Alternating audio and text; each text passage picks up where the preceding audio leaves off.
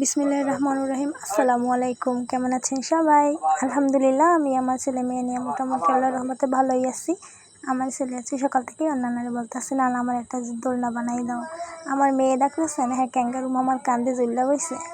আমার নানাই গেছে লাগে একটা জুল্লাবাসি বানাইতে। আমরা অবশ্য ছোটোবেলায় জুল্লাবাসি বলছি, কারণ রশি দিয়ে বস্তা দিয়ে যে বানাই একটা জুল্লাবাসি।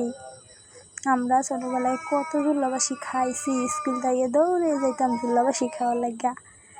আমরা বানতাম সুপারি গাছের লাগে, কিন্তু সুপারি গাছের লাগে বানলে কী হয়, মাঝে মাঝে ছুটে যায়, ঝরঝর হইয়া পড়ে যায়। ওটার লেগে চেষ্টা করতেছে, ওটা উঠতে পারতেছে না, সে ওটায় ব্যর্থ হইতেছে, উঠতেই পাইতেছে না। তো অবশেষে তার নানায় তারে উঠাই দেওয়ার চেষ্টা করতে আছে। এখন তার নানায় তারে উড়াই দিচ্ছে। জুল্লাবাসি খাইতে আসলে কিন্তু মজাই আছে, মজাই আলাদা। শিখাও